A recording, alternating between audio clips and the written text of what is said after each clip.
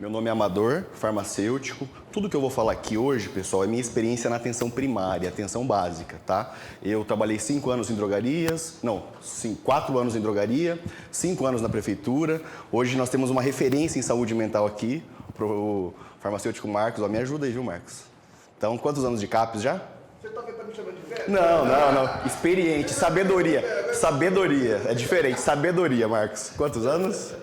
14 anos. 14 anos trabalhando com saúde mental, pessoal. Então, se tem uma pessoa que sabe de saúde mental, tá aqui, é o Marcos. Então, me ajuda aí, tá? Por favor.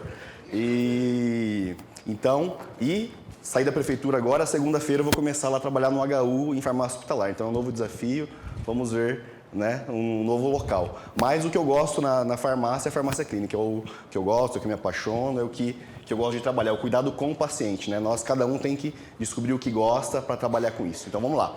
Hoje nós vamos falar sobre saúde mental. Pessoal, se tem uma coisa que a gente tem, assim, fiquem tranquilos, a gente até meia-noite a gente termina, tá? Sem crise, tranquilo. Tô brincando, 1h e 10 a gente termina. Mas tem uma coisa aqui que a gente tem que sair hoje, sem aquele estigma aquele estigma com pacientes com saúde mental. Quem trabalha em drogaria, quem trabalha em qualquer local, se a gente não tirar esse estigma, acabou. Nosso processo de cuidado já está fadado ao fracasso. Primeira coisa, sabe essas brincadeiras? Isso é remédio de louco. Já ouviram falar isso? Essas coisinhas bestas, às vezes, que a gente fala no dia a dia. Isso é remédio de louco, isso daí não... Pra que isso? A pessoa tem porque quer. Já ouviram isso? Já ouviram? A depressão é uma coisa de pobre, já ouviram isso? É de quem não tem o que fazer. Já ouviram isso? Não tem o que fazer, tá deprimido, tá... Então isso, pessoal, primeira coisa, vamos tirar esses estigmas. É o primeiro passo para a gente conseguir trabalhar com saúde mental. Hoje aqui nós vamos falar do quê? Depressão, ansiedade e um pouquinho sobre suicídio. Existe já hoje pós-graduação em farmácia clínica só em saúde mental. Então são, 400 horas só em saúde mental. Aqui vai ser um bate-papo, algumas coisinhas, tá? Mas é um tema bem extenso. Então, beleza. Papel do farmacêutico na saúde mental, então, pessoal. Primeira coisa, já falamos, quebrar o estigma, isso é o básico. Qual que é o papel principal do farmacêutico? É o monitoramento, tá? Nós temos que acompanhar esse paciente. Vou dar um exemplo para vocês do meu sogro. Há um ou 2 meses atrás, 3 da manhã, ele liga lá em casa, para minha esposa, né? A minha sogra ligou lá e falou, o seu Hélio tá aqui, tá passando mal, pressão alta, tá com sudorese, vertigem, estavam achando que estava infartando, né? Aí no outro dia, foi no médico, tudo, né? Santo de casa não faz milagre, já ouviram isso também, né? A gente fala as coisas, mas santo de casa é difícil. Fomos pegar os medicamentos que ele estava usando, pessoal. Olha os medicamentos que ele estava usando, vamos lá. Sertralina, citalopram e 5-HTP. Tá usando esses 3. O que pode ter acontecido com ele? O que pode ter acontecido com ele? Isso, mas uma interação, que potencializou o efeito ou não? Ele teve um quadro de síndrome serotoninérgica. Todos esses medicamentos aí fazem o quê? Que a gente vai ver aqui. Todos esses medicamentos aumentam o quê? Qual neurotransmissor? Todos aumentam serotonina. Então a pressão dele disparou, teve todos aqueles efeitos colaterais que tem em livro lá bonitinho, ele teve. E foi com prescrição médica. Então, pessoal, a gente tem que estar atento a isso. Temos que monitorar os pacientes, tá? Alguns mitos sobre saúde mental, vamos lá. O Flávio falou muito bem. Ninguém vai fugir de problema mental, pessoal. Ninguém. Se você não vai ter, o seu irmão vai ter, a sua mãe vai ter, o seu vizinho vai ter, ninguém vai fugir disso. Hoje, cada 4 pessoas, uma tem transtorno mental. 1 a cada 4. Obrigado, viu? Valeu, tá feio, viu? Depois eu vou lá na sua farmácia, viu? Você me dá um xarope perto de casa. 1 a cada 4 pessoas tem transtornos mentais, pessoal. Então esse mito, comigo não acontece, esquece. Se você não tiver, alguém da sua família vai ter algum amigo próximo. Outro mito. A pessoa tem porque ela quer. O que causa transtornos mentais, pessoal? Depressão, ira. Várias coisas, né? Mas é controlável isso? O que você acha? Se eu não quiser ter, eu não tenho? Se eu não quiser ter transtorno mental, eu não tenho? O que você acha? Seria bom, né? Se fosse assim, né? Imagina. Então vamos lá. Tem coisas o quê? Para a gente tentar amenizar, prevenir sim. A gente vai conversar sobre isso. Mas o que tem que ficar claro para todo mundo, pessoal? O que causa os transtornos mentais? O que causa isso? São interações de 3 fatores. Vamos lá. Histórico de vida da pessoa, fatores biológicos. Então a gente controla o tanto de neurotransmissor que tem lá no meu cérebro? Ninguém controla isso. Não adianta. E fatores socioeconômicos, fatores ambientais. Então é a mistura desses 3 fatores que nós temos que podem causar algum problema de saúde mental, beleza? Então isso tem que ficar claro, ninguém tem porque quer, porque tem várias coisas envolvidas, tá? Beleza? Então, vamos lá. Esse daqui, pessoal, trouxe o conceito da Organização Mundial de Saúde. O que é? Saúde mental é um estado de bem-estar no qual o indivíduo realiza suas funções, consegue lidar com o estresse da vida normalmente, pode trabalhar de forma produtiva, é capaz de dar contribuições para si e para a sua comunidade. Então, resumindo, é uma pessoa que consegue ter uma vida normalmente. Saúde mental é isso. Nós temos várias... O que é saúde para vocês, pessoal? O que é saúde? Tem muito profissional de saúde ainda que fala que ter saúde é apenas o quê? É apenas não ter doença. Não ter doença é sinônimo de saúde? Então, isso tem que ser o primeiro mito que a gente tem que esquecer. Tá? É muito mais que não ter doença, saúde, né? É um bem-estar físico, mental, psicossocial, são muitas coisas, né? Uma das coisas que a gente vai falar bastante aqui também, pessoal, sobre saúde mental. Quem aqui já se viu julgando o paciente? Me vejo todo dia. Toda hora. E aí? É a nossa função estar lá julgando o paciente? O que vocês acham? Então, pessoal, quem quer trabalhar com saúde mental, né, Marcos? Trabalha todo dia, a gente tem que treinar o julgamento. Quem gosta muito de julgar, faz direito, vira juiz, vai lá no tribunal. Mas nós, profissionais de saúde, nós não estamos aqui para julgar, principalmente problemas relacionados à saúde mental, tá? Temos que ficar bem esperto com isso, tá? Então vamos lá. Acabamos de falar isso, ó. Saúde mental é o quê, pessoal? É causada por uma série de fatores biológicos, ambientais, psicológicos e socioeconômicos. Bom se fosse só um desses, que seria fácil o tratamento, mas são vários fatores que causam os transtornos mentais, beleza? Então, tem que ficar claro isso daí. Alguns dados epidemiológicos, pessoal. Os transtornos mentais atingem, em média, 26% da população adulta, então 1/4 da população mundial tem transtornos mentais, tá? São responsáveis por 22,9% do total de anos vividos com incapacidade. Estima-se que 14,3% das mortes em todo o mundo são atribuíveis ao transtorno mental e pessoas com transtorno mental têm uma taxa de mortalidade 2,2 vezes maior do que a população geral. Pessoal, se vocês têm vários estudos que pegam um CID das pessoas que têm atestado no trabalho, pessoas que têm capacidade de trabalhar. Qual que é o CID que mais é prevalente nesses estudos? Depressão é saúde mental. Tá? Lógico, depressão é o primeiro, transtorno de ansiedade generalizada, mas olha como que é, a gente tem que prestar atenção nisso, tá? É seríssimo. Mais alguns dadinhos aqui, ó. Em países de renda média e baixa, 76 a 85% das pessoas com transtornos mentais não recebem tratamento. Transtornos mentais são frequentes, comórbidos ou outras doenças, então é comum, a gente brinca que é aquele pacote. Paciente hipertenso, diabético, ele está lá usando uma amitriptilina, ele está lá usando uma sertralina, isso é comum, tá? Vem tudo junto. Cerca de 80% das mortes por suicídios são atribuíveis aos transtornos mentais. Vocês acham que tem aumentado muito o suicídio ultimamente ou não? Está quase virando uma epidemia, pessoal, a gente vai falar um pouquinho sobre isso, então temos que olhar. Já está classificado como epidemia, olha só. Então, temos que olhar sobre isso, né? Os transtornos depressivos de ansiedade estão entre as maiores causas de incapacidade no Brasil e no mundo. Acabamos de falar sobre isso, beleza? E onde, olha aqui, Marcos, sua área, onde nós tratamos saúde mental, pessoal? É na atenção primária. Quem trabalha em drogaria é na drogaria. Quem trabalha na atenção básica, no serviço público, é nisso. Não tem que ser lá numa atenção especializada, lá no topo da nossa atenção, é na atenção primária. Campo Grande tem quantos CAPs, Marcos? 6. Campo Grande tem 6 CAPs, pessoal. Todos os CAPs 24 horas? Explica para nós, por favor. Vocês estão conseguindo me ouvir? Eles têm diversas modalidades, né? Como o Amaro está apresentando ali. A gente tem 3 CAPs 3, né? Modalidade CAPs AD agora 4, que a gente tem, que é esse aqui de baixo, né? Um CAPS infantil, e está saindo, o CRS, Copa 2, está se transformando também num CAPS, né? Para saúde, para dependentes AD, né? Álcool e droga.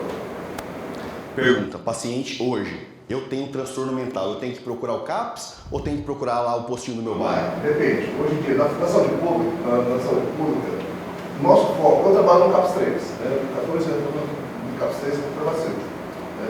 O Amador foi o meu primeiro aluno de presta extensão. Você está ligado, é verdade. Eu comecei por essa extensão em 2008, o Amador, a esposa dele, o James, também foram meus alunos. Então, hoje, a porta de entrada do paciente com transtorno mental grave e severo, é nos CAPS 3. Tá? Pacientes dependentes de álcool e droga, a porta de entrada é o CAPS AD, aqui embaixo, né? Uma quadra daqui.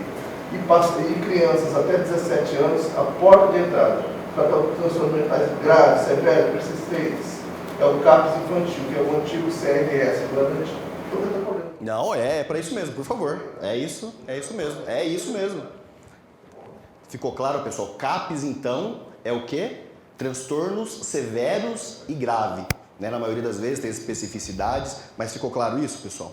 Então, fora isso, Fora isso, é na atenção primária, pessoal. É aquele paciente, vai lá, se ele não tiver algum convênio médico, ele tem que ser assistido na atenção primária, lá no postinho do bairro onde você mora, beleza? Aqui tem os vários tipos de CAPS, como o Marcos acabou de falar, tá? CAPS 1, CAPS 2, CAPS 3. Campo Grande a gente cobre 100%, Marcos? 100%. Né? Campo Grande é coberto 100%. 100%.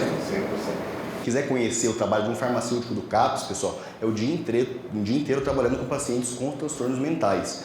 Quem quiser conhecer, né, Marcos, esteja à disposição, tem todos os CAPS, os colegas são bem abertos e é um trabalho diferenciado que o farmacêutico faz, beleza? Mas só para ficar claro então, o que é CAPS? Centro de Atenção Psicossocial. Ele atende quem? Pacientes graves e moderados, tá? Todos os outros na atenção primária. Atenção primária é a porta de entrada principal disso, tá? Aqui... Tá, e o que o farmacêutico faz sobre saúde mental? Nós falamos de monitoramento. Então, vamos lá. Alguns acrônimos que a gente sempre gosta de falar. Toda consulta farmacêutica, a gente brinca que são 4 As. Né? As meninas, ó, vocês sabem, né? Vocês já tiveram aula aí? Fala aí. Tô brincando. Vocês já tiveram, a gente já conversou sobre isso. Mas toda consulta farmacêutica, para iniciar, a gente tem que ter esses 4 As na cabeça, tá? Primeiro A. Qual que é o primeiro A? Alguém lembra? Primeiro A, acolher. Vocês sabem explicar o que é uma consulta farmacêutica? Se o farmacêutico não souber explicar o que é uma consulta farmacêutica, a gente está enrolado. Sempre brinco, né? Sempre falo isso, que minha mãe mora lá no Mato Grosso e ela estava lá no jantar com os amigos, aí dentro desses amigos tinha um médico. E minha mãe falou, meu filho trabalha lá em Campo Grande com consulta farmacêutica. Diz que o médico ficou doido, abriu assim, ficou... O que é isso? O farmacêutico não faz consulta. Mas por quê? Porque ela não sabia explicar. Hoje eu dei a aula para ela sabe falar tudo o que é consulta farmacêutica. Então nós temos que saber explicar, pessoal. E aposto que tem muito farmacêutico que não sabe, beleza? Então primeira coisa, primeira consulta farmacêutica, você faz o quê? Você acolhe o paciente e explica o que você está fazendo, tá? Então primeiro A de acolher. Segundo A, primeiro A de acolher.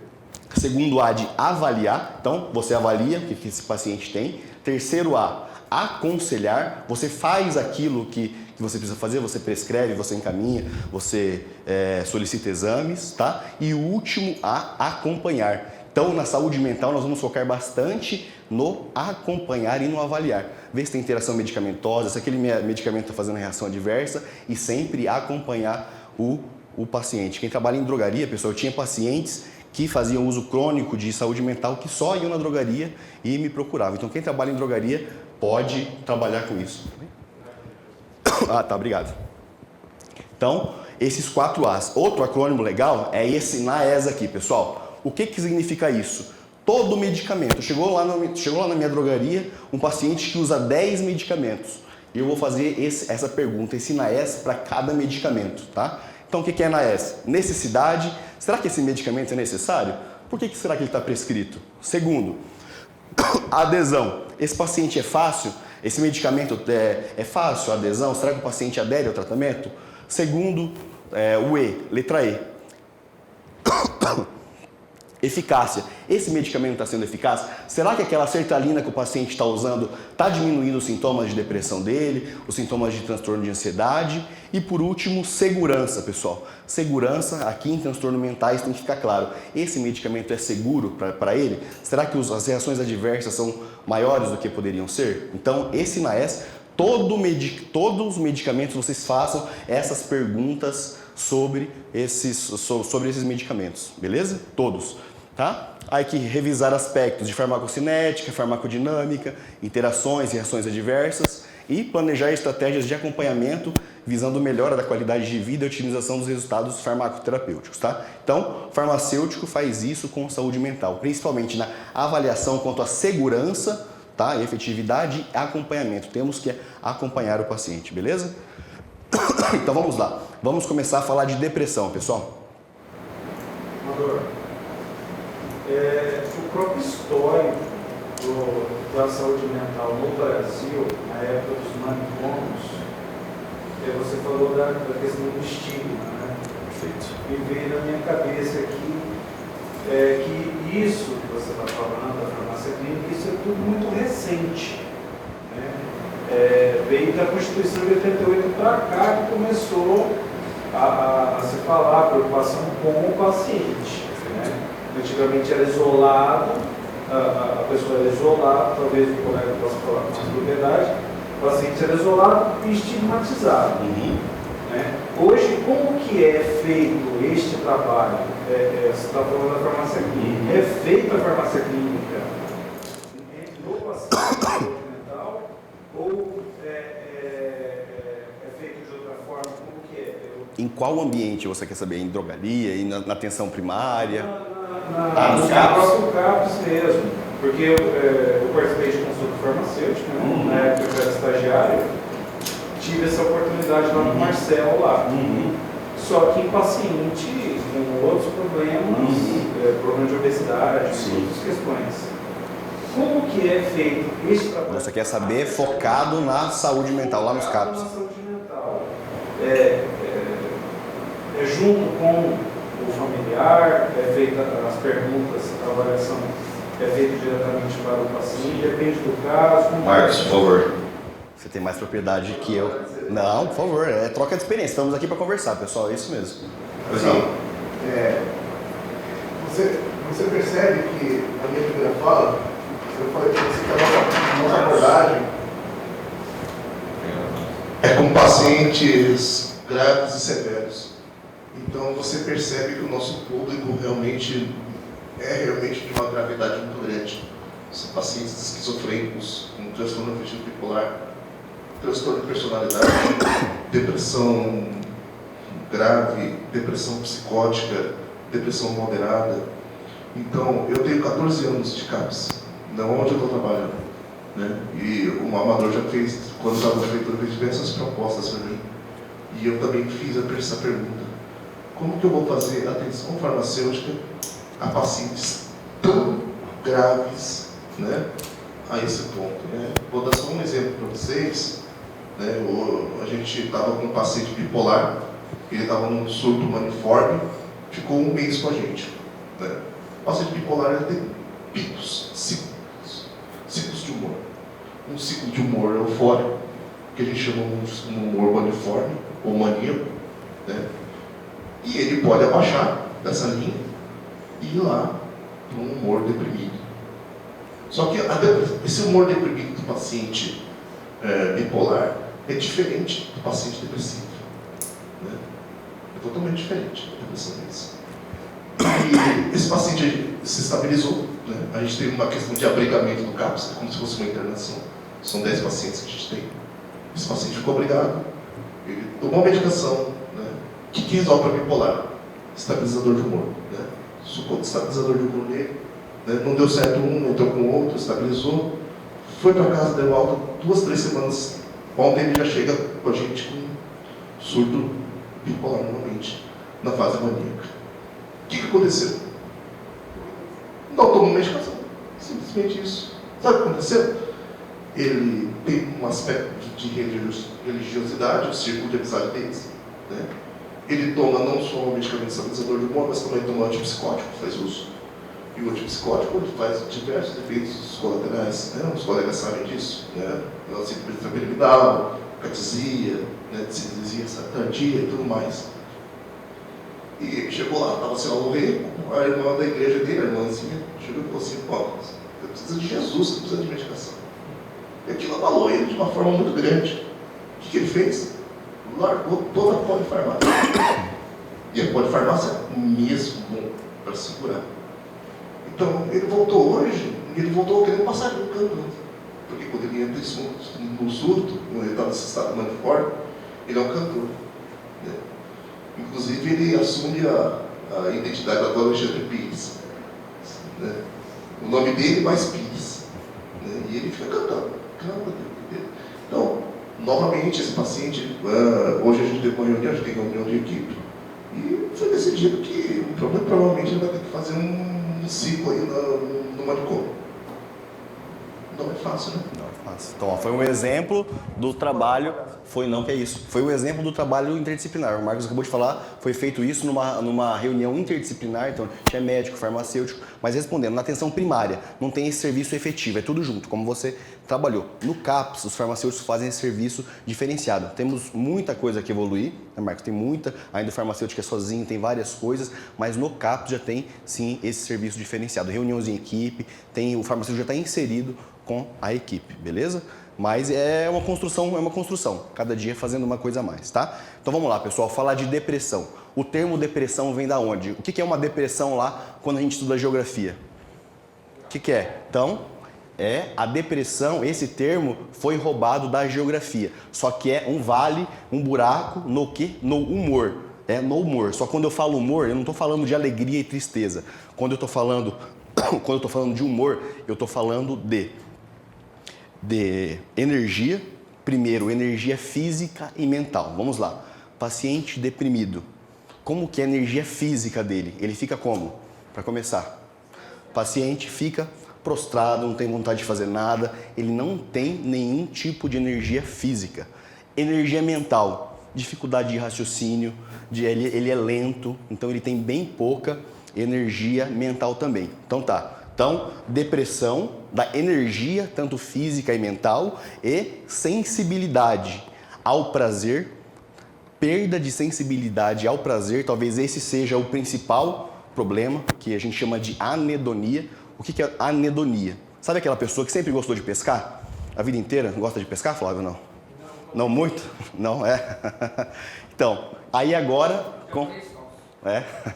Aí agora, por exemplo, ele não gosta mais. Então, a pessoa perde todo o prazer em tudo que ela gostava antigamente. Então, talvez esse seja um dos principais sintomas das pessoas que têm depressão. E sensibilidade à dor também, tanto positivo quanto negativo. Aquela pessoa, por exemplo, que ela não demonstra mais sentimento. Então, ela fica totalmente... sem emoção, não consegue expressar. E pelo contrário também, aquela pessoa que tem muita sensibilidade à dor, demonstra muito as emoções afetivas, tá? Então, depressão vem da geografia, que é essa baixa no humor. Depressão e tristeza é a mesma coisa, pessoal? Temos que deixar isso bem claro, a diferença. Hoje eu tô mal, briguei com a minha esposa, tô deprimido? Então, transtorno depressivo maior é um quadro clínico, é um diagnóstico médico e a gente vai ver o que tem para ter esse diagnóstico aqui. Mas tem que ficar claro isso pra gente, tá? Então vamos lá. Aqui só mais alguns dados. Consumos de antidepressivos crescem 74% em 6 anos no Brasil. Quem trabalha em drogaria ou em qualquer local vê, né, o tanto. Quem é que tem na família alguém que usa algum antidepressivo? Quase todo mundo levantou a mão. Quase todo mundo levantou a mão. Olha só, então... né? Oi? Não vou perguntar para não ser um pouco, né? Normal. Mas é super normal. Não tem como fugir, tá? Então vamos lá, pessoal. 4 pontos para diferenciar quadros de depressão e tristeza. Lógico, o farmacêutico faz diagnóstico? Não, nunca. É função do médico. Mas para acompanhar esse paciente, até para encaminhar, nós temos que saber a diferença entre depressão e tristeza, tá? Então vamos lá. Você consegue apreciar os prazeres da vida? Como eu acabei de falar, um dos principais fatores para a depressão é a pessoa parar de ter os prazeres que ela tinha. Ela não se anima com mais nada, perde o prazer geral, a anedonia, tá? Você consegue fazer suas atividades normalmente? Você consegue trabalhar, você consegue ir à academia, você consegue ir à escola, estudar. Então, outro fator importante. Quem tem depressão, pessoal, ela altera, ela muda o padrão da vida da pessoa. Tá? Ela já não consegue mais trabalhar, afeta a rotina da pessoa. Tá? Você tem alteração no sono e no apetite? No sono, pessoal, pode ser de duas formas. Pode dar insônia. Então, a pessoa não consegue dormir ou a pessoa dorme mais de 10 horas ao dia, tá? Ou um ou outro. E apetite é a mesma coisa. Ou a pessoa não come ou a pessoa come desenfreadamente, tá? Então, é outro ponto que a gente diferencia. E, por último, você tem pensamentos suicidas, tá? Se a pessoa tem pensamentos suicidas, então, opa, já tem um sinal de alerta grave aí, pode ser um quadro depressivo, tá? Então, são pontos simples pra gente ver. Quando eles acontecem já, opa, não é uma simples tristeza pontual, é alguma coisa mais séria que a gente tem que ficar alerta, beleza? Sempre, então, diferenciar esses pontos aqui. Tá? Quem tem mais, pessoal? A gente, às vezes, eu costumo brincar, né?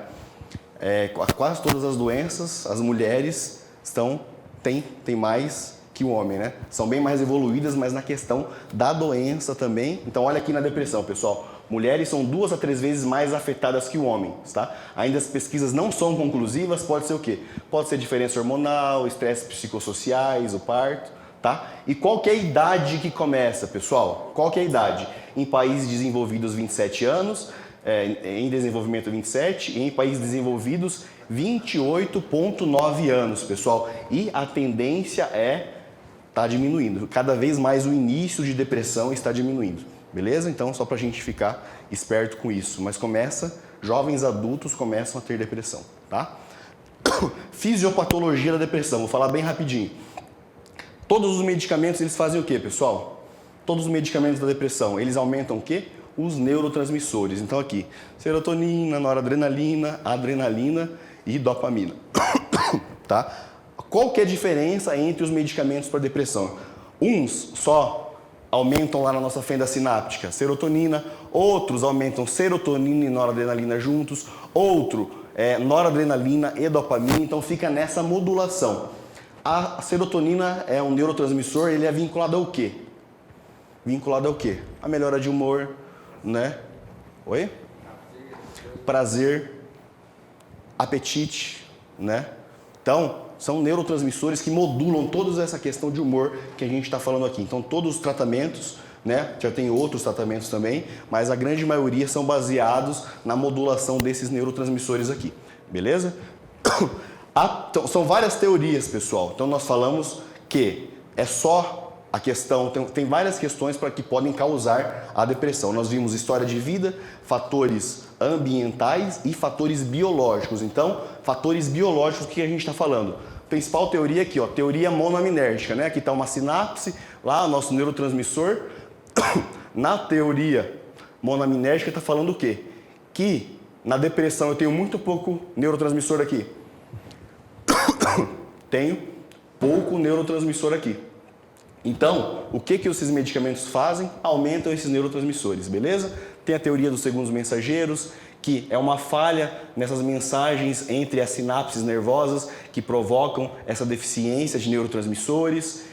Teoria da alteração no ritmo circadiano. Será que afeta, pessoal? Aquelas pessoas que fazem muito plantão, Marcos, que nem a gente, será que afeta o humor da pessoa? O que vocês acham? O ciclo circadiano afeta? Oi? Tem que treinar, mas afeta, pessoal.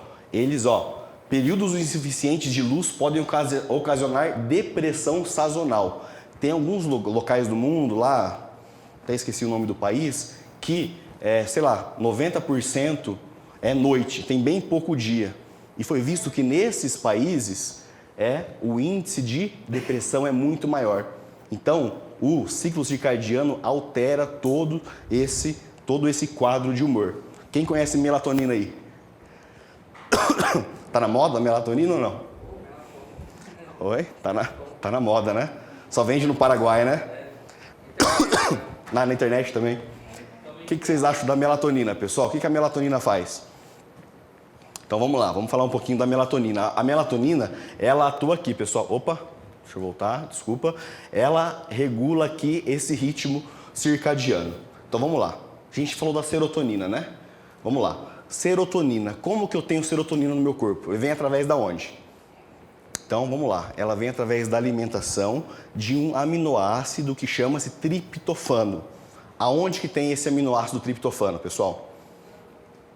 Chocolate, que as mulheres gostam, né? Tem bastante no chocolate, banana, peito de frango, abóbora, alguns alimentos. Então, esse triptofano, é absorvido lá no intestino e tal. Esse triptofano, ele vira 5-HTP. Tem para vender também 5-HTP? Tem, depois a gente vai conversar sobre ele, o que vocês acham do 5-HTP. Triptofano, 5-HTP, passa a barreira hematoencefálica aqui no meu sistema nervoso central, ele vira o quê? Vira serotonina, tá? Serotonina é produzida, na maioria das vezes, entre 9 e meio-dia. E lá no cérebro, pessoal, o que ajuda ele a transformar 5-HTP em serotonina? A luz solar. A luz solar auxilia 5-HTP em serotonina. À noite, com a ausência da luz, o que acontece? A serotonina é transformada em quê? Em melatonina. Então deu para entender o ciclo? Vamos lá. Triptofano, 5-HTP, qual que é o outro? Serotonina e depois melatonina. E o que a melatonina faz? Ela auxilia o pegar no sono e também auxilia na manutenção do sono. Beleza? Ficou claro isso? Então, a ausência de luz, olha como é importante. Então, quando tem luz, serotonina. Não tem luz, melatonina. É importante o ciclo circadiano, então? Então, é importantíssimo, pessoal. Qual que é o grande problema da melatonina? O pessoal vai ali no Paraguai e compra, é a dose dela. O nosso corpo produz mais ou menos 0,5 miligramas de melatonina, pessoal. O que a gente acha aí para vender? Vocês já viram? Para vender, você vai no Paraguai, tem até dose de 20 miligramas na cápsula. Então tem que tomar muito cuidado. Sim, ele é bem tolerado, tem pouco efeito colateral, mas ele é mais utilizado em quem? O efeito clínico dele é bom em quem? Pacientes idosos, né? Quando nós somos crianças, temos bastante melatonina, com o tempo a gente vai diminuindo o nível de melatonina. Pacientes idosos, pacientes em jet lag, aquele paciente que viaja muito, que perde fuso horário, esse é indicado também, tá? Só que ele não é indicado assim para todo mundo. A gente está vendo o quê? Uma descriminalização do uso de melatonina. Beleza? Ele ajuda a pegar no sono, ajuda a manutenção do sono, mas ele é indicado mais para esses tipos de pacientes. Outro tipo de paciente que é indicado clinicamente melatonina, quem troca o dia pela noite. Então, quem dá muito plantão à noite, guarda noturno, esses pacientes sim têm indicação efetiva que vai ser que o uso é eficaz. Beleza? Então, tem que ser bastante analisado. Mas esse cara está com cortisol lá no teto, né? Então, mas para tentar, para ele pelo menos conseguir dormir no horário que não seja à noite, ele é indicado para isso. Sim. Teoria do quarto escuro. Teoria do quarto escuro. Você guarda noturno, fecha Sim. cortina e pinta os vídeos. Outro grande problema, pessoal, da melatonina. Outro grande problema é interações medicamentosas, beleza? Quem usa, por exemplo, varfarina tem que tomar cuidado, tem interação. Pacientes hipertensos, diabéticos tem um pouco de interação, então tomem cuidado com esse uso indiscriminado. Aquele seu parente, aquele seu amigo que vai lá em Ponta Porã e adora trazer uma dose 5 vezes acima do que o nosso corpo precisa. Então, cuidado com isso. Ele é bem tolerado, mas calma, beleza? Então, falamos um pouquinho disso, tá? Então, o ritmo circadiano, sim, altera, pessoal, o quadro de humor da pessoa, tá? E também aqui, teoria da desregulação do eixo hipotálamo, hipófise e adrenal, tá? Esse eixo em pacientes deprimidos sempre encontram hiperativado. Então, são algumas teorias da depressão. Fator genético. Tem fator genético de depressão? Será, pessoal? Opa! 40 a 50% de contribuição na depressão. E vocês já ouviram falar de gatilhos para depressão? Então, existem muitos gatilhos para depressão. Alguns exemplos aqui. Uso de substâncias psicoativas, álcool, tabaco, drogas ilícitas, inibidores do apetite, medicamentos. característica da personalidade, padrões de relacionamentos pessoais, mas o que eu mais vejo na prática, pessoal, ó, perda parental. Já viram algum caso assim? O paciente que perdeu a mãe, a tia, alguém, é um dos gatilhos para quadro depressivo, tá? Abuso físico, sexual na infância, baixo suporte social e separações. Esse daqui eu já vi alguns também. Então, esses gatilhos podem, tá, causar a depressão. Medicamentos que podem causar depressão, pessoal, os principais: esteroides, benzodiazepínicos, glicocorticoides, propanolol, contraceptivos orais, tá? Então, alguns medicamentos podem sim diminuir esse número de neurotransmissores que nós temos lá nas nossas fendas sinápticas e desencadear depressão. Então, sempre a gente tem que ficar esperto com esses medicamentos aqui, tá? Aqui eu só trouxe a título de curiosidade como que é o diagnóstico médico. O farmacêutico não faz diagnóstico, mas como que é? Ele vai perguntar, ó, esse daqui é um teste que ele faz. Se ele tiver, por exemplo, ó, 5 ou mais sintomas estiverem presentes durante o período de 2 semanas, sendo pelo menos um dentre os sintomas fundamentais e 4 dos sintomas associados. Então aqui, ó, ele tem que ter humor deprimido ou perda de interesse ou prazer, tem que ter um dos dois. E do 3 ao 9 ele tem que ter 4. Redução ou aumento do apetite, insônia, hiperissônia, agitação ou retardo, fadiga. Então o médico vai fazendo essas perguntas, vai analisando e vai ver. Se ele tiver 4 desse daqui, opa, é um diagnóstico é um transtorno depressivo maior, tá? Classificação, pessoal. Depressão pode ser leve, moderada ou grave, né? Leve, os sintomas são poucos, a intensidade causa sofrimento, mas é manejável. Os sintomas resultam em pouco prejuízo no funcionamento social e profissional. Pode ser moderada e pode ser grave também, tá? Aqui eu vou passar. Rastrear depressão, pessoal. Farmacêutico pode rastrear depressão? O que vocês acham?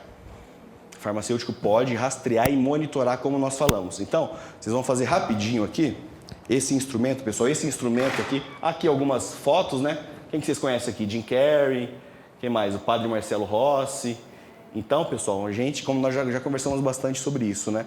Depressão não vai fugir. Ou você terá, ou alguém próximo a você. Temos que ficar esperto com isso. E um método validado cientificamente para rastrear a depressão é o PHQ-9. São 9 perguntas que nós conseguimos rastrear, beleza? Se você ver que o paciente, sim, ele tem alguma tendência à depressão, aí você encaminha, beleza? Então eu vou passar para vocês, aí vocês façam rapidinho de cada um, tá?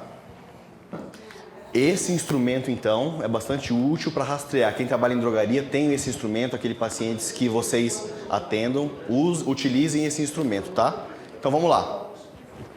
1 a 4, depressão mínima, 5 a 9, depressão leve, pessoal. Esse paciente eu preciso encaminhar ou não?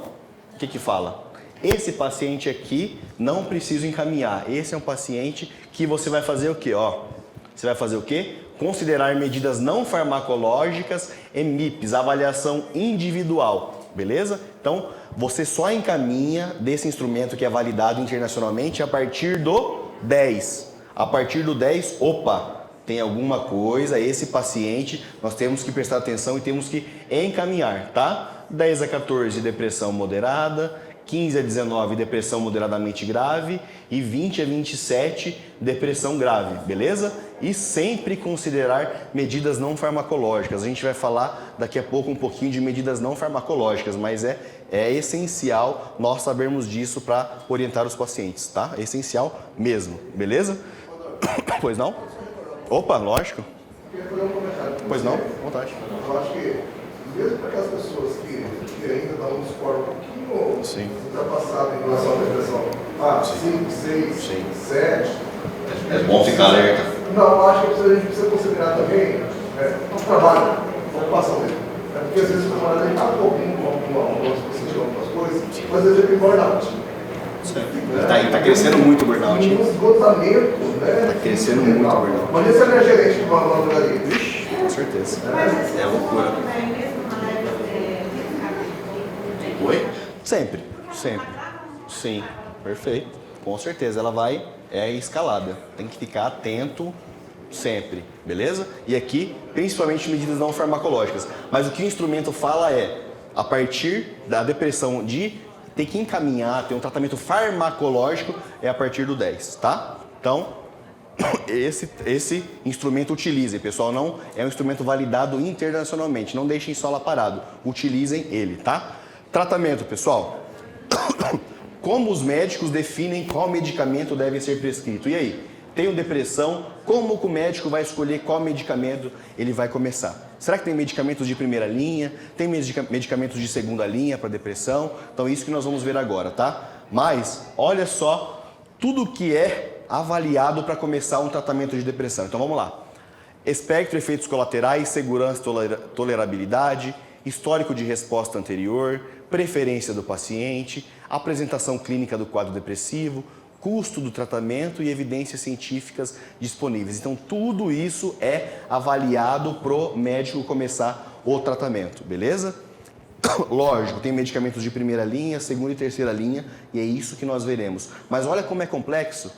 Tem custo, tem efeitos colaterais, né? Tem o quê? Preferência do paciente, histórico da resposta anterior, então é bem complexo isso, tá? Então vamos lá. Depressão leve, pessoal. Teoricamente, depressão leve não começa com medicamento. Depressão leve começa com o que então? Ó, tratamento de primeira linha inclui psicoeducação, autogestão do cuidado e psicoterapia, beleza? O que vocês acham de psicoterapia para pacientes com depressão? O que vocês acham? Essencial. Tem evidência que é resolutivo, beleza? Então, psicoterapia ajuda e muito, beleza? Deve ser feita monitorização para persistência ou para desenvolvimento de episódio depressivo moderado a grave, tá? Então, leve, teoricamente, não começa com medicação. Depressão moderada, oferece maior prejuízo, e aí sim, requer, na maioria das vezes, farmacoterapia. E quais são os medicamentos de primeira linha para depressão moderada? E para grave também, pessoal, são os inibidores seletivos da recaptação de serotonina ou inibidores da recaptação da serotonina e norepinefrina. Então, primeira linha, começo com esses dois. Vamos lá. Exemplos de medicamentos inibidores da recaptação de serotonina. Medicamentos, quais tem? Fluoxetina, sertralina, paroxetina, citalopram, escitalopram, então, são de primeira linha, tá? E inibidores da recaptação de serotonina e norepinefrina, que aqui nós temos qual? Venlafaxina, beleza? Então a gente vai falar de cada um deles rapidinho também. Mas primeira linha, então, é esse, tá? E segunda linha, antidepressivos atípicos e moduladores da serotonina, tá? Antidepressivos tricíclicos. Quais são os grandes problemas dos tricíclicos, pessoal? A gente vai ver também. Tricíclicos têm muitos efeitos colaterais. Ele vai em um monte de receptor. Ele é bem inespecífico, a gente vai ver, tá? Mas se a gente ter, só pra gente saber que então, primeira linha são esses dois aqui, tá? Inibidor seletivo da recaptação de serotonina e inibidor da recaptação de serotonina e norepinefrina, beleza? Depressão grave, pessoal, aí, na maioria das vezes, sempre requer farmacoterapia. Começam com os mesmos medicamentos, as duas classes, beleza? Aí depois vem antidepressivos atípicos ou moduladores da serotonina. Em alguns casos, faz necessário associar outros medicamentos que podem variar de acordo com os sintomas apresentados, beleza? Quando tem sintomas psicóticos, aí associa com antipsicótico, beleza? E outra alternativa para o tratamento é a eletroconvulsoterapia. As evidências mostram que a eletroconvulsoterapia resolve quadros graves de depressão. Beleza? A gente pensa que é igual era antigamente, né? Aquela coisa de outro mundo, mas hoje é um procedimento bem mais, né? Você já viu esse, Marcos, eletroconvulsoterapia? Tem evidência que mostra que funciona. Campo Grande faz em algum local? Nosso Lar faz? Olha que legal, pessoal. Nosso Lar faz, é caro. Essa? São 10 sessões. São 10 sessões. Então, esse aqui. Descobrimos o problema. É eficaz? Mas é caro. O SUS ainda não cobre, beleza? Quando ele falou sobre, quando o novo ministro Mandetta falou da possibilidade da inclusão da terapia dentro do SUS, né, houve uma grande comoção, né, porque as pessoas ainda fazem associação ao antigo tratamento, ao anterior. Choque, vou ter que abrir a cabeça da pessoa. Antes até mesmo do psicótico, Já é bem mais tranquilo, né, Marcos? Então, beleza? Resolve também. Olha o tanto de classe, pessoal, de medicamentos antidepressivos. Então, ó, nós temos os tricíclicos, temos inibidores da recaptação de serotonina e noradrenalina, temos inibidores da enzima MAO, moduladores de serotonina, agentes atípicos e inibidores seletivos da recaptação de serotonina. Pouco ou não? Ainda faltou aqui, tem alguns mais ainda. Tá? Só vou falar de alguns para a gente ter alguns gatilhos específicos para alguns tipos de medicamentos. Então vamos lá. Primeiro, pessoal, inibidores seletivos da recaptação de serotonina. Esses são os principais, é a primeira linha. Quais são eles, pessoal? Fluoxetina, sertralina, paroxetina, citalopram, escitalopram e esse aqui quase eu nunca vi, na verdade, fluvoxamina, beleza? Fluvoxamina eu não conheço. Opa, desculpa, esse aqui, então todas as classes, beleza? Então, aqui, esses são os principais medicamentos, pessoal. Sem dúvida nenhuma, são os mais utilizados. Quais são as grandes vantagens deles, pessoal? Eles são específicos. Eles só aumentam qual neurotransmissor? Serotonina. Então, eles têm bem menos efeitos colaterais. Eles são bem melhores tolerados. Por isso, eles são de primeira escolha, beleza? Aqui os nomes comerciais, ó. Fluoxetina, que é o Prozac, beleza? Escitalopram, Lexapro. Farmacêuticos, vocês têm diferença usar um medicamento para depressão, um medicamento de referência e um medicamento genérico? O que vocês acham? O que vocês acham? Eu, quando era farmacêutico de drogaria, eu falava de boca cheia, não tem diferença nenhuma. Testes de de biodisponibilidade, tudo. Na clínica, pessoal, faz diferença ou não? Na clínica faz muita diferença, pessoal. Então, ajustou aquele medicamento para você está usando Lexapro, ajustou, continua nele, tá? Os adjuvantes são diferentes, tudo. E antidepressivo altera bastante, beleza? Por mais que seja o teste de biodisponibilidade, bioequivalência, tudo aquilo lá, na prática clínica altera, beleza? Então, cuidado com isso, beleza? Todos esses medicamentos se ligam fortemente às proteínas plasmáticas, tá? E o único que apresenta metabólito com atividade clínica significativa é a norfluoxetina. Então, fluoxetina ela é metabolizada em norfluoxetina e ela é ativa. O paciente começou a utilizar fluoxetina. Em 2 semanas ele não tem efeito. O que eu falo? Falo, ó, vai ao médico de novo e pede para trocar? Eu falo isso ou peço para ele aguardar mais um tempo? Aguarda mais um tempo, no mínimo 4 semanas, pessoal. Até esse medicamento começar, ó, ele tem a meia-vida longa, então tem maior latência. Não tem jeito, tem que ter um certo período, beleza? Então, tem que esperar. Aqui alguns efeitos colaterais, náusea e vômito, diminuição da libido, tonturas, temores, talvez um dos principais efeitos perceptivos é aqui, ó, diminuição da libido, tá? Agitação, ciclagem para mania, alteração do sono, perda ou ganho de peso, mas são bem mais tranquilos que os tricíclicos, por isso são de primeira escolha, tá? E agora aqui, os inibidores da recaptação de serotonina e noradrenalina, pessoal, que nós chamamos de duais. Quais são eles? Duloxetina e venlafaxina e desvenlafaxina, beleza? Quem trabalha em drogaria, vende bastante ou não? Sai bastante, né? Nomes comerciais, o Effexor, Pristic, Cymbalta, beleza? O que nós temos que ficar atento com esses medicamentos aqui, pessoal? Temos que ficar atento com o quê?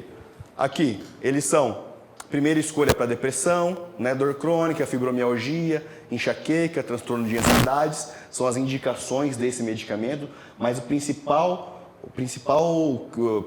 parâmetro clínico que nós temos que monitorar é o quê? É a pressão arterial. Olha aqui, ó. Doses de maior 225 mg por dia, hipertensão, sudorese e tremores. Então, pacientes de uso, principalmente da desvenlafaxina, monitora a pressão desse paciente. É uma das coisas que altera. Pois não? Oi? Ah, então. Só que ele estava usando esses e um monte. Ele estava usando esse 5-HTP, então deu a síndrome serotoninérgica nele. Beleza? Então, aqui monitora a pressão nesse paciente. Diferença de venlafaxina e desvenlafaxina, pessoal.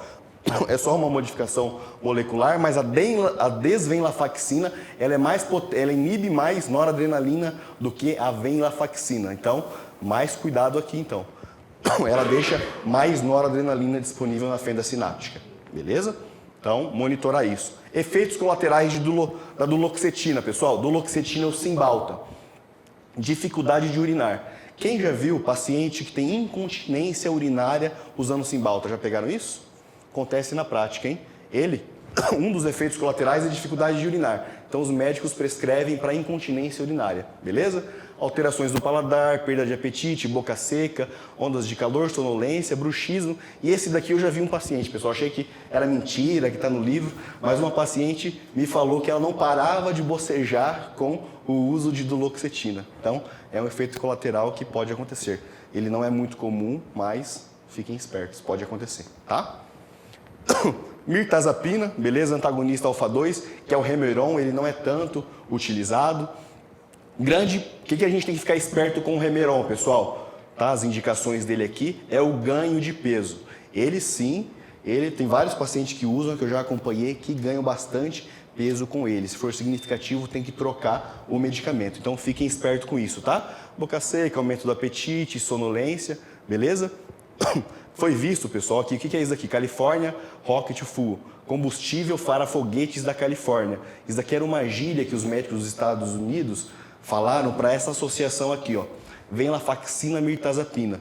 Os estudos mostraram que é uma das melhores associações. Então, se você utilizasse isso daqui, fizesse a associação, você voava, porque funcionava. Aqueles pacientes que tinham crise de depressão resolviam. Mas, cuidado, também aumenta os efeitos colaterais, beleza?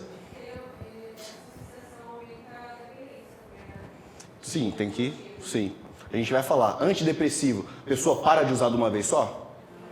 Tem que... Vai parar. Hoje eu não uso mais, amanhã... Isso que você falou. Então, tem que descontinuar esse medicamento. A gente vai falar um pouquinho sobre isso. Tomar bastante cuidado, tá? Bupropiona. Nosso querido BUP, né? O que o BUP é, pessoal? Ele inibe o quê? Recaptação de nora e dopa. Beleza? Ele é indicado para TDAH, depressão, cessação do tabagismo, tá? E tratamento de efeitos colaterais sexuais.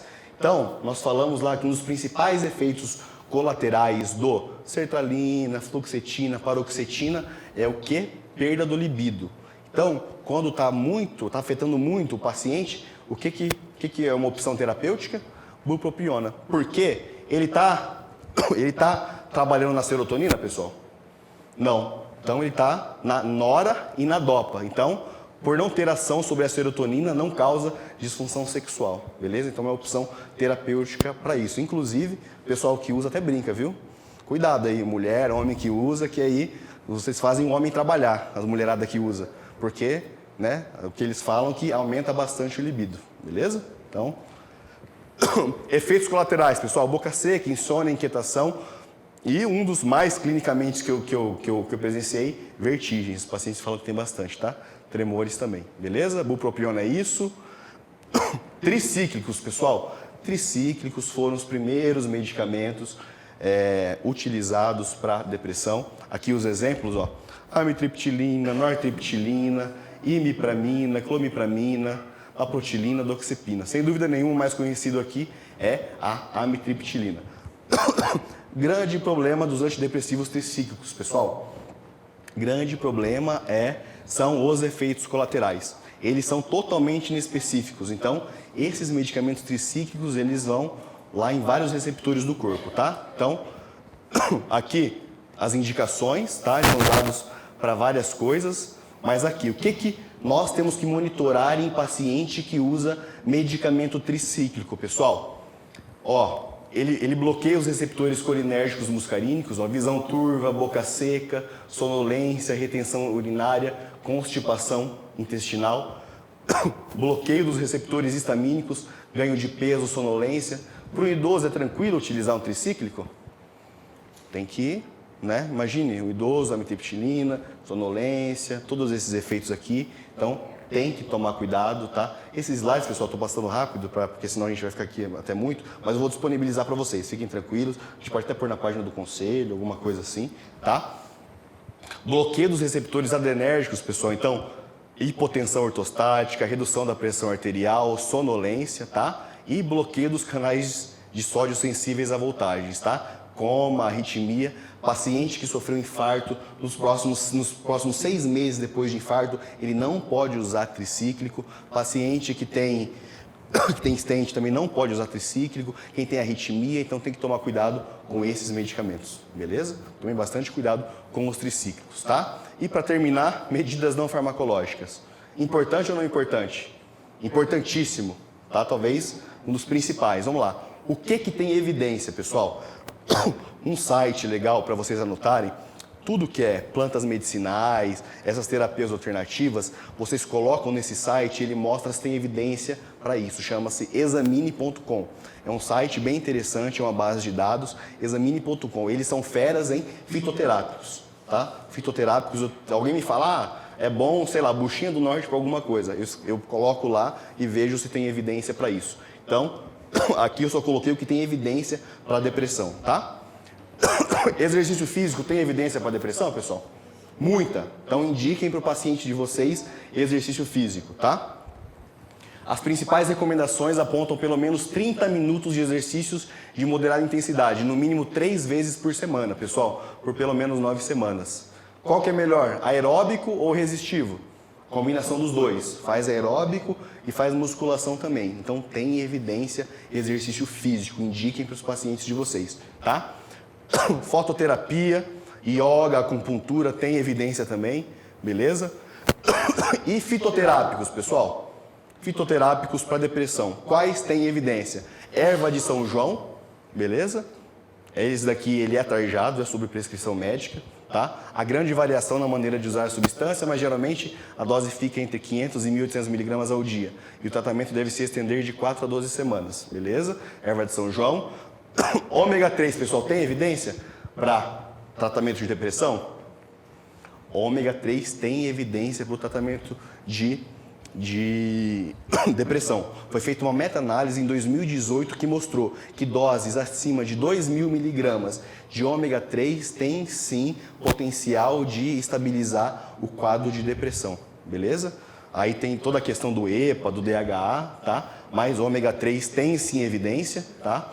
Cuidado, pessoal, ômega 3 tem interação também, quem usa varfarina, quem é hipertenso, diabético, tem interação, tá? Então, cuidado. Vitamina D, uma meta-análise recente aponta benefício, embora com resultados ainda inconclusivos, ainda não se sabe, tá? SAMe, tem alguém de manipulação aqui? Alguém trabalha em manipulação aqui? O pessoal que trabalha em manipulação, quando a gente fala, eles falam que sai bastante, ó, esse SAMe, tá? É uma suplementação que pode ser usada como adjuvante no tratamento leve e moderado. Também tem evidência que ela funcione, beleza? Aqui tá. Precauções a serem tomadas quando da retirada de um antidepressivo, pessoal. Então vamos lá. Para retirar um antidepressivo, a dose deve ser reduzida gradualmente, pelo menos durante 4 semanas. Então, uso 2 comprimidos ao dia.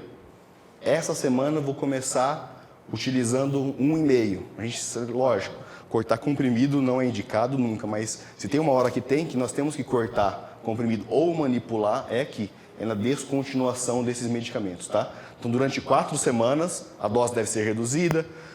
Em pacientes em tratamento de manutenção de longa duração, a dose deve ser reduzida gradualmente ao longo de 6 meses. Se a reação de descontinuação ocorrer, explique e tranquilize o paciente. No caso de reação de descontinuação mais intensa, o antidepressivo deve ser reintroduzido pelo médico e retirado mais lentamente. Já pegaram receitas que vêm? Reduza, já pegaram receitas assim? Às vezes a gente pega. Então, tem que descontinuar esses medicamentos. Não podem ser tirados de uma só vez, beleza? Aqui, pessoal, fases do tratamento. Mito ou verdade? Tratamento para depressão não tem fim. Mito ou verdade? Flávio acha que é verdade, ó. E aí? Eu acho que depende.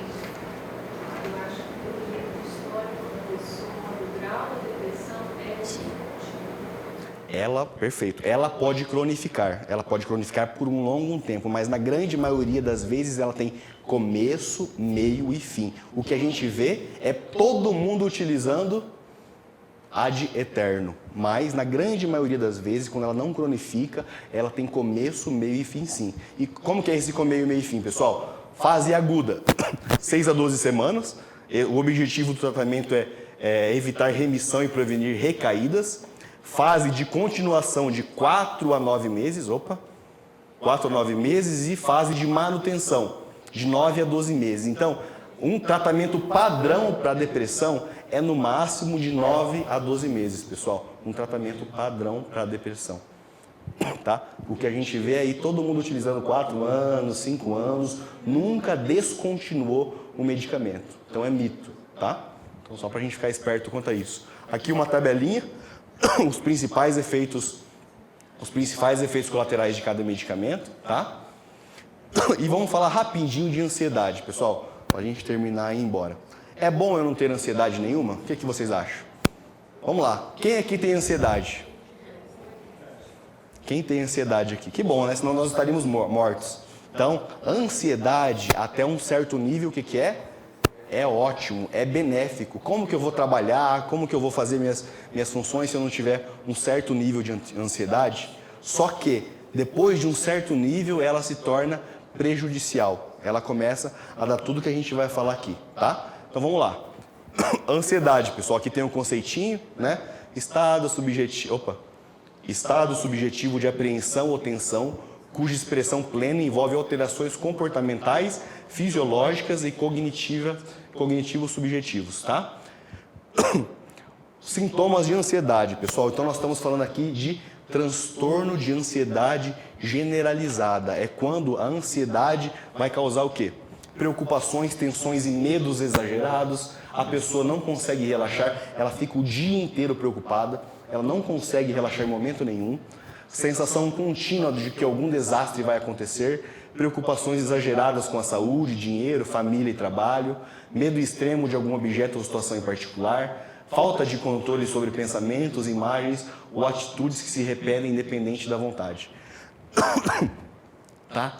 Principais sintomas, pessoal: inquietação, fadiga, irritabilidade, dificuldade de concentração. Sintomas físicos: palpitações, falta de ar, taquicardia, aumento da pressão arterial, sudorese excessiva, dor de cabeça, alterações nos hábitos intestinais, náuseas, tensão e dor muscular, perturbação do sono.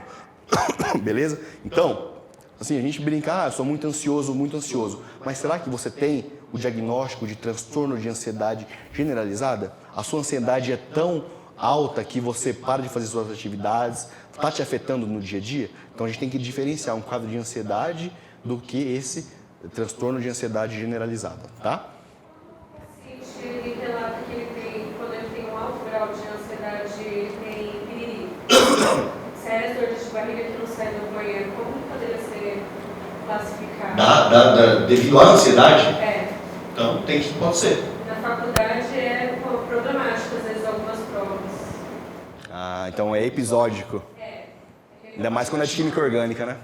Quando é de química orgânica, então aí... Então, tem que ver. Se já está atrapalhando a sua rotina, a continuidade de todas as suas funções, opa, tem alguma coisa aí. E para a gente saber, para rastrear isso que você perguntou, o que você dá para o paciente? Um instrumento validado internacionalmente que chama-se BAI, que eu vou dar para vocês também, que você vai conseguir rastrear se ele tem esse... Obrigado, Flávio. Esse instrumento, pessoal, que vocês vão ver, ele é semelhante à depressão, só que ele é para rastrear a ansiedade. Dê uma olhada aí. Pessoal, a gente está falando de um transtorno de ansiedade. Existem mais de 30. Tem agorafobia, tem síndrome do pânico, tem vários transtornos da ansiedade generalizada. Tá? Dê uma olhada no instrumento, façam para vocês. Principalmente quem falou aí que tem muita ansiedade. Será que a sua ansiedade já está atrapalhando a sua rotina? Façam aí. E olha aqui, ó. Aqui a interpretação desse score. Olha aqui a colinha, pessoal. De 0 a 7, grau mínimo. 8 a 15, ansiedade leve. 16 a 25, ansiedade moderada. De 26 a 63, ansiedade grave. Outra dica para vocês, pessoal. No YouTube, tem um canal legal sobre transtornos mentais, chama-se Saúde da Mente. Ele é um psiquiatra da USP que ele fala sobre todos os temas, tudo baseado em evidência, vale a pena, beleza? Saúde da Mente do YouTube. Olha aqui o testezinho, pessoal. Então, de 0 a 7, nível de ansiedade leve ou moderada, tá? A ansiedade está controlada, a pessoa tranquila, aparentemente lida bem com a ansiedade. ela é algo pontual e funciona como estimulante no dia a dia. Não prejudica a aprendizagem e produtividade. Então, essa é aquela ansiedade que está te fazendo bem, tá? De 8 a 15, nível de ansiedade leve. A ansiedade tem grande espaço na rotina, podendo fazer você perder a concentração ou provocar sintomas físicos que passam despercebidos. Tensão muscular, respiração. Mesmo assim, é possível resolver problemas do dia a dia, sem grandes complicações. Atividades relaxantes e modificações no estilo de vida podem ajudar. A partir do 16, aí sim, pessoal, aqui você tem que encaminhar. A partir do 16, você tem que encaminhar porque já está, o nível de ansiedade já está alterando o seu estilo de vida, beleza? Então, ponto de corte aqui, 16, tá? Então, medicamentos para transtorno de ansiedade, pessoal, vamos lá. Medicamentos para transtorno de ansiedade. Primeira linha são nossos queridos inibidores da recaptação de serotonina. Quais são os medicamentos inibidores da recaptação de serotonina que nós vimos, pessoal? Fluoxetina, paroxetina, citalopram, estalopram. Então, eles são primeira linha nesse tratamento, tá? Não há evidência de superioridade de um em detrimento do outro. Então, teoricamente, eles todos têm a mesma eficácia, tá? E a mesma coisa, inibidores da recaptação de serotonina e noradrenalina, venlafaxina ou duloxetina, tá? Então, primeira linha, ou entra com o medicamento mais utilizado que a gente vê nos estudos por aí, que está na moda, é a sertralina, pessoal. Sertralina está com um desses distúrbios, começa com uma sertralina. É o que os médicos mais estão preferindo, tá? Então, primeira linha são esses. Segunda linha, pessoal, aí entra os tricíclicos, imipramina, clomipramina e os benzodiazepínicos, pessoal. Clonazepam, alprazolam, beleza? Tem alguns outros aqui, buspirona e pregabalina, beleza? Ah, tá, vamos falar dos benzodiazepínicos, pessoal. Eu trouxe aqui para vocês Alguém conhece alguém aqui que usa algum benzodiazepínico há muito tempo ou não? Muito tempo? A gente começa a usar um clonazepam lá, começa a usar o Rivotril e usa por quanto tempo? 30 anos. Tem eficácia que ele... Vamos falar do sono primeiro. Tem eficácia que para insônia crônica ele pode ser usado por muito tempo? Então, para vocês não falarem que eu estou mentindo, eu trouxe aqui, para vocês darem uma olhada. É comum a gente ver usar há muito tempo ou não? É super comum. E olha o que a ciência mostra pra gente. Então, pra gente ficar esperto com isso. Vamos lá. Transtorno de ansiedade. Vimos que a primeira linha é para variar lá os inibidores da recaptação de serotonina. Qual que é uma prática comum e é uma prática correta? Começa com uma sertralina para a pessoa e junto utiliza o quê? Junto, ela vai começar a fazer efeito já na primeira semana? Nós vimos que até quanto tempo para começar a fazer efeito? Até 2, 3, 4, até 4 semanas para começar a fazer efeito. Então, uma prática racional que de vez em quando nós vemos é utilizar o antidepressivo e nas primeiras 2, 3 semanas utilizar o quê? Um benzodiazepínico. Após 4 semanas, você retira o benzodiazepínico, beleza? Isso seria uma estratégia racional para o tratamento da ansiedade. Nós vemos muito isso? Não, beleza? Então, benzodiazepínico dá dependência, pessoal? Dá dependência, abstinência, tudo isso ou não? Temos que também tirar aos poucos, né?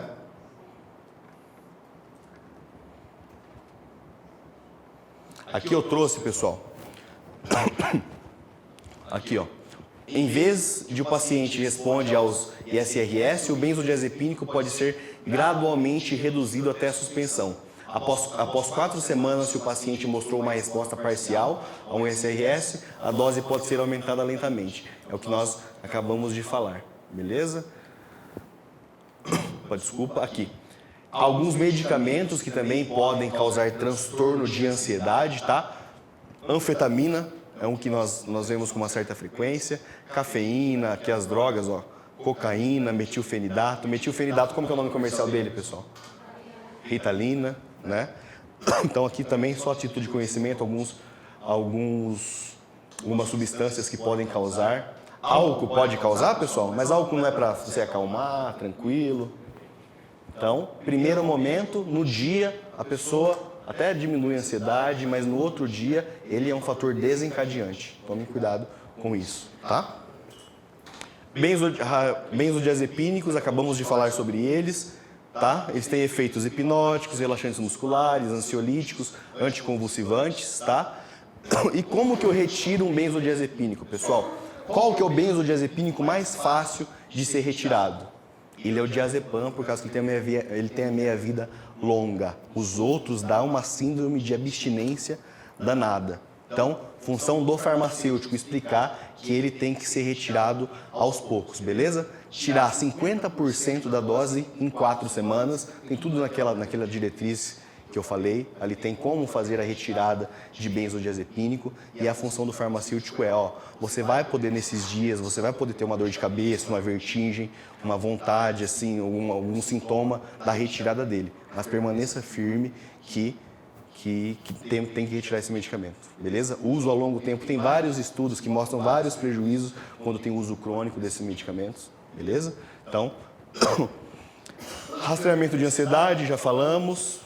E medidas não farmacológicas para ansiedade, pessoal. O que tem evidência sobre tratamento de ansiedade? Terapia cognitivo-comportamental tem evidência. Incentivem seus pacientes. No CAPS fazem esse tratamento, Marcos?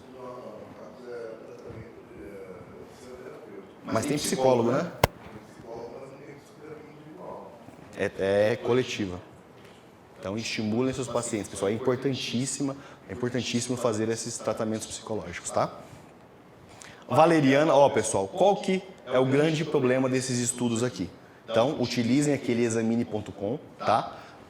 Nenhum dos remédios fitoterápicos testados para transtornos de ansiedade em ensaios clínicos demonstrou ser claramente eficaz ou claramente ineficaz. O que quer dizer, pessoal? Os estudos ainda sobre esses fitoterápicos no tratamento da ansiedade são inconclusivos. Às vezes tem um estudo, uma universidade fez um estudo, só que não tem uma meta-análise, não tem um estudo maior sobre isso, tá? Mas, por exemplo, valeriana, tá? Sugere-se que ele atua no GABA, então ele pode ter uma ação. Valeriana a gente tem na farmácia para vender, pessoal? Fitoterápico? Valeriana, vocês têm experiência, já utilizaram? Medicamento fitoterápico, qualquer coisa, é um tratamento um pouco mais longo, né? Então tem que utilizar mais tempo, tá? Flor da paixão, erva de São João, tá? Hipericum perforatum, aqui tem os mecanismos de ações, tá? O que mais que tem evidência? Açafrão, camomila, cava-cava, tá? Tomar cuidado com as interações da cava-cava, tem várias interações sérias, beleza?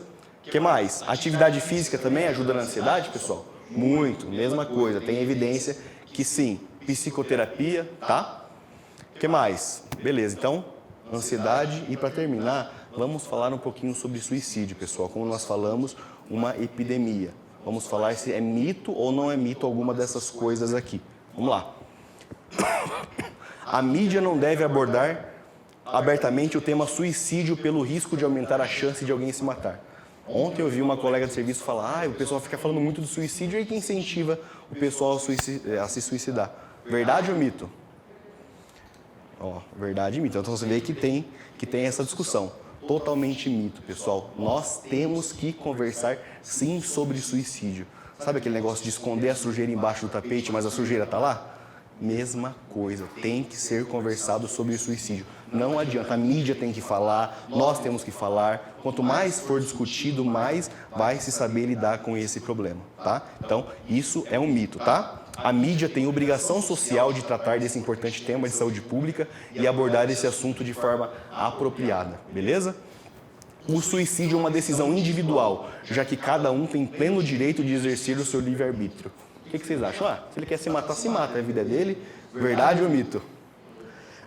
Totalmente mito. Por quê, pessoal? Olha só, os suicidas estão passando por uma doença mental, pessoal, tá? Que altera a sua percepção da realidade, interfere em seu livre-arbítrio. Então, ele é um doente mental, tá? Totalmente mito, tá? A maioria dos suicidas fala ou dá sinais sobre suas ideias de morte. Verdade ou mito?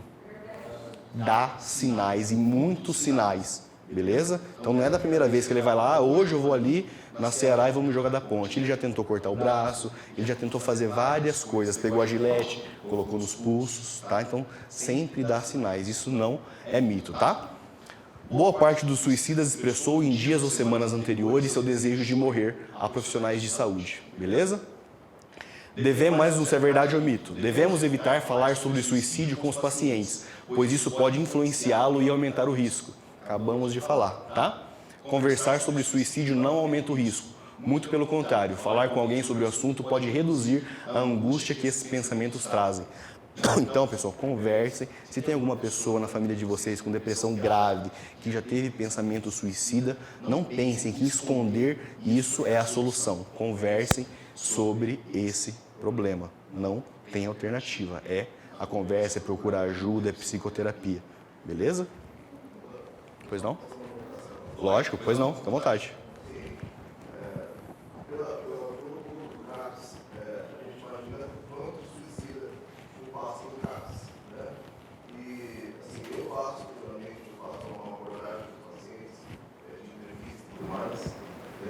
Quando eu percebo, pela minha experiência, uma coisa é você ter um pensamento, uma ideação, média, pequena, média, e até mais grave em relação à questão de tirar a vida. Aí já vem a fase do planejamento. Você já pegou alguma corda? Você já passou a corda pela viga? Você tem uma arma em casa? Como que você planeja? Porque geralmente quando ele passa de alguma fase, aí ele já está planejando. Quando ele está num planejamento bem estruturado, quando capta aí a gente já deixa mais de seguridade. Você já Por quê? Porque esse paciente ele vai fazer. Então, sempre os colegas que trabalham na farmácia, assim, farmácia, geralmente tem entrevista, o paciente conversa com você, faz uma abordagem. Se você perceber que esse paciente, ele tem não mais um pensamento, uma ideação, mas um planejamento real, ou já fez algumas tentativas, e ele está de novo tocando nesse ponto, a gente pede que você se encaminhe para o CAPS. Tem uma forma de se encaminhar para o CAPS, de repente quando ele mora numa região, ele não vai lá para o Margarida, ele vai para outra região dele, tem um CAPS na região dele. Quando você trabalha, telefona para a gente, pergunta, olha, o paciente aqui, ele mora nessa região, ele tem plano de saúde, ele está com um pensamento, não só um pensamento, mas ele está bem estruturado em realmente tirar a vida dele. Pode comandar ele. Porque esse é o paciente a brigar. Você já teve, Marcos, paciente que se suicidou? Oi? Você já teve paciente seu que se suicidou? Já. Já teve? Ele passou comigo na farmácia, ela passou comigo na farmácia, foi um dos primeiros casos de paciente que se jogou na ponte. Ela estava assim, do lado, assim, ó. Isso já faz uns 5 anos. Ela estava aqui do lado, esperando o médico, ele atendeu ela falou pro médico, o médico não se atentou, ela pontuou em vários lugares, assim, que ela estava com desejo de morrer. E o médico prescreveu um benzodiazepina, para a gente segurar sempre a possibilidade dela, porque o benzodiazepina segura. Mas na época a gente não tinha essa questão de esse CAPS 3 de abrigar, de colocar o paciente ali, de asilar ele. Já seria um caso que teria que asilar. Ali, aquele caso, teria que asilar. Por quê? Porque você já falei do clonazepam, já tirava sempre possibilidade, já deixava ali, sob cuidado, sob um acompanhante. E, geralmente o paciente, quando é suicida, a gente já pega para a família, para o amigo, ó, tem que ter um acompanhante, tem um obrigamento. Ele não vai sair daqui. E se sair, chama a polícia. Eu te perguntar isso, você não quer ficar. Você não tem que querer, não. Se sair, chama a polícia, entendeu? Caso. Os casos graves, obviamente. Qual é a forma de acolhimento desses pacientes que necessitam desse cuidado no CAPS, Margarida? Por favor. Deixa o Marcos responder. Qualquer forma de acolhimento. O paciente chegou lá, como que ele é acolhido? Ele quer se suicidar. O CAPS Margarida, ele atende as regiões aqui, Nova Bahia, Estrela do Sul, Tiradentes, Moreninha 3, Noroeste. Esses pacientes dessa região, eles chegando lá, eles são acolhidos da seguinte forma: um profissional vai fazer uma escuta desse paciente para verificar quais são os sintomas dele, o que ele tem para dizer. Porque na saúde mental, você trabalha, mesmo o farmacêutico, trabalha com o quê? Com a fala do paciente, com a subjetividade. Então você vai retirar o que ele tem, o que está acontecendo, colocar no papel. Você percebeu né? Aí cabe o seu filho, o profissional. Você percebeu que esse paciente vai tirar a vida dele, você já não tem outra coisa para fazer.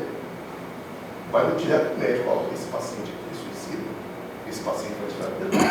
Né? O médico já faz a prevenção, já liga para a família, ó, esse paciente não vai sair daqui. Ele vai ficar obrigado. Não tem vaga, vai para o UPA. Não tem vaga, não vai para o CRS.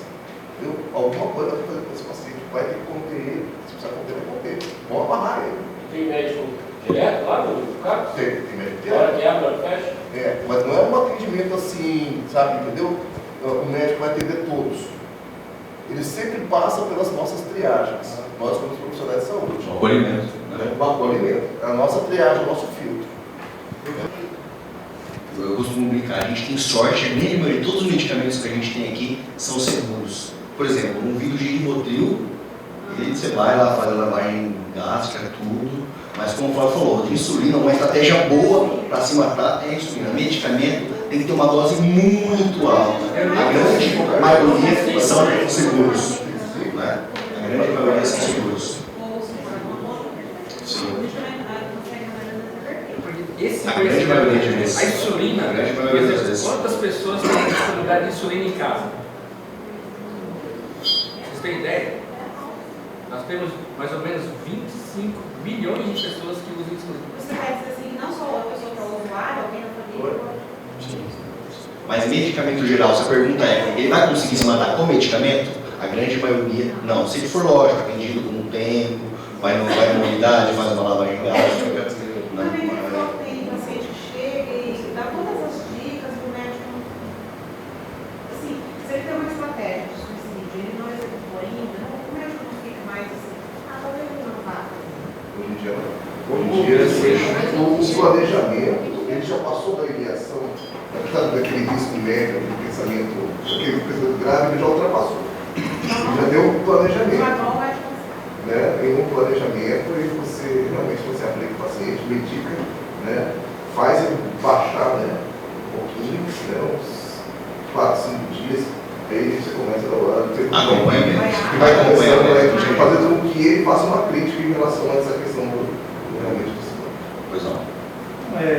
Esse tema ele é tão delicado, ele é tão importante. Há 2 semanas atrás, a menina da minha filha, que é escoteira, ali no Padre Heitor Castol, ali na Afonso Pena, ali dentro do Parque das Nações Indígenas, eu fui no velório do garoto, amigo da minha filha, né, e estava lá a presidente do GAV, uma doutora lá, presidente do GAV. Ela estava me falando que aumentou 600% as ligações no GAV. Então, fica a dica aí para a gente estreitar maior esse assunto, entendeu? Com outros profissionais, viu, doutor Flávio? Numa próxima oportunidade, nos fóruns de saúde, né? Com psicólogo, porque realmente é uma epidemia. Talvez até o nosso colega aqui possa receber o convite, né? Para ser o próximo palestrante aqui, muito experiente, né? E é um assunto que vale a pena. Fica aí a dica, viu, colega da assessoria? Para a gente estar fazendo um curso desse assunto, chamando outros colegas. Como identificar um possível paciente com tendência suicida, o que fazer, o que contactar? Porque a gente aqui está voltado mais para a né? questão farmacológica, né? Perfeito. Para a questão farmacológica, mas tem a questão psicológica, tem a questão do isolamento social, isolamento cultural, a questão da religião. Eu acho que vale a pena a gente amplificar esse conhecimento com outros colegas de outras áreas também. Fica aí a minha dica, né? E olha como... Você é um ex-aluno da UFMS, como eu. Você sabe o índice de suicídios que existe na UFMS. E são coisas que são veladas, não é levado para a sociedade. Só cobrança. Exatamente. Só dos alunos de medicina nesse ano, até agora, já tiveram 28 pessoas que tentaram se matar. E nós não sabemos, estando lá dentro, quantos de fato conseguiram. Olha só. Então é uma coisa que está totalmente, está iminente total. Então, bom pra gente, né? Então, Mas assim, tipo, eu tô numa farmácia comercial. Sim. Então, mas tipo, a pessoa chega lá e me fala. sim. O que eu faço? Falar uma pessoa? Não, por Não, exemplo. eu vou sair daqui, vou chamar a polícia. Sim. Aí quem tá Sabe o que você faz? Você liga. Nossa, Pode, eu acho. você liga pro familiar. Primeira atitude que você faz, fala, espera aí, como você tá? Vamos conversar. Passa o telefone. Você vai ligar para alguém familiar. Você vai trazer esse familiar. Você vai colocar ele a par da situação, né? Dentro de um pensamento lógico, né? De um pensamento profissional. Você vai explicar para essa pessoa. Ó, ele já não está mais pensando ou tendo uma ideia de que a vida já não vale mais a pena. Porque isso é um risco leve, né? O risco médio é quando ele fala assim, poxa, com vontade de me jogar naqueles caminhões, né? Já sair na rua, dar uma olhada, isso é médio. O grave é quando ele já tem um planejamento total, fala assim, olha, eu já peguei, já estou com a corda, já vou jogar numa viga, eu vou subir ali e eu vou. Então, o planejamento prontinho. Sabe o que você faz? Você liga de família. Aquele familiar fala assim, olha, você tem plano de saúde? Se tiver plano de saúde, leva ele, leva esse paciente, pronto atendimento. Dentro de um hospital, como Unimed, sei lá. Se ele não tiver plano de saúde, você leva ele para o CAPS, na região dele. Como que eu vou saber a região dele? O telefone de um CAPS e liga. A pessoa de iniciativa de recepção vai atender você e falar assim, olha, esse paciente aqui, ele tem plano de saúde, ele é um paciente SUS. Qual CAPS que eu levo para ele? A pessoa vai te orientar. Esse paciente ele vai ser levado ao CAPS, ele vai ser conversado com ele e tudo mais. Se realmente, né, você, a equipe perceber que realmente é uma coisa iminente, esse paciente precisa ser aplicado. Se não tiver vaga no CAPS, ele vai para um UPA. Tá? Mas ele vai ter que ficar sob supervisão. Beleza? Mas essa dica que eu falaria a mesma coisa. A primeira coisa, ligue para o familiar. Beleza? E, pessoal, a gente fala isso, acontece. O pessoal procura farmácia com esses problemas. Tem aqui, né? Nunca foi um farmacêutico que se sentiu um conselheiro, e a pessoa vai só para conversar. Não acontece isso? A gente vai na farmácia para conversar. Não tem jeito. Olha alguns dados aqui, pessoal. Acredita-se que 50% daqueles que se suicidaram já haviam tentado previamente. Tá? Pacientes que já tentaram suicídio têm de 5 a 6 vezes mais chances de fazê-lo novamente. Tá? E praticamente todos os pacientes, pessoal, que se suicidaram têm algum transtorno mental. Então esse paciente tem que ser acompanhado. Beleza? Alguns dados, ó. Desculpa, como que é seu nome mesmo? Bia, né? Fabiana, ó.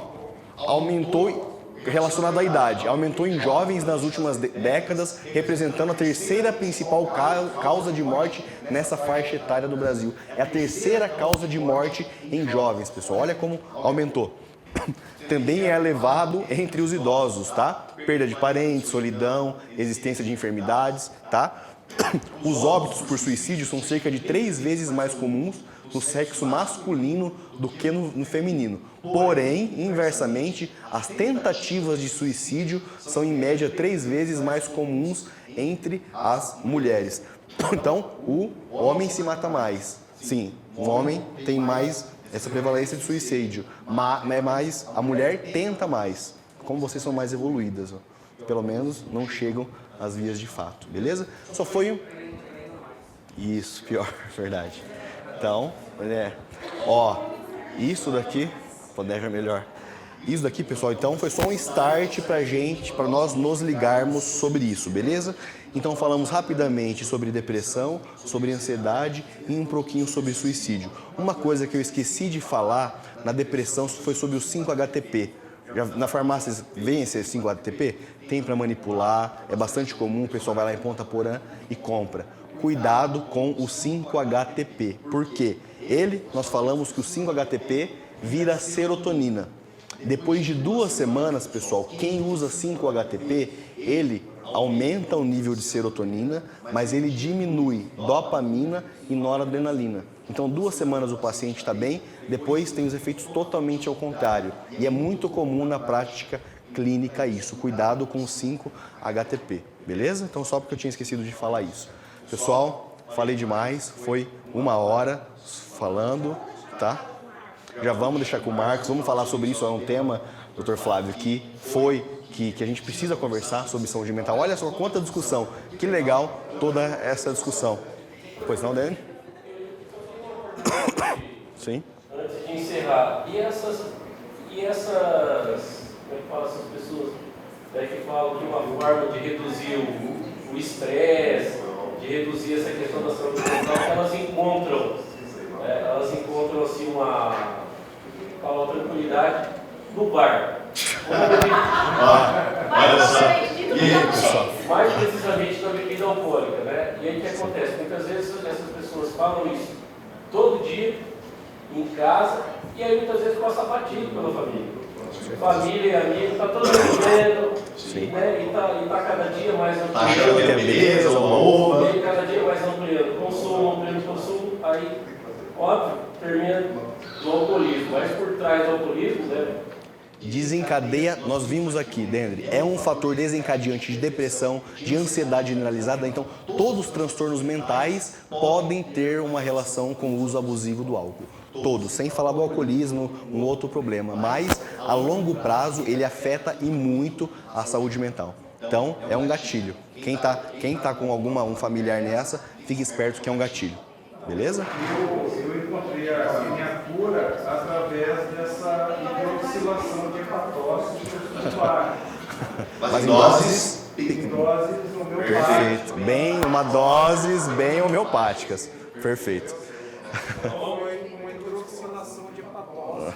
Aí sim, né? Não em doses muito altas. É muito comum, né? Por exemplo, a questão do suicídio, vou me matar.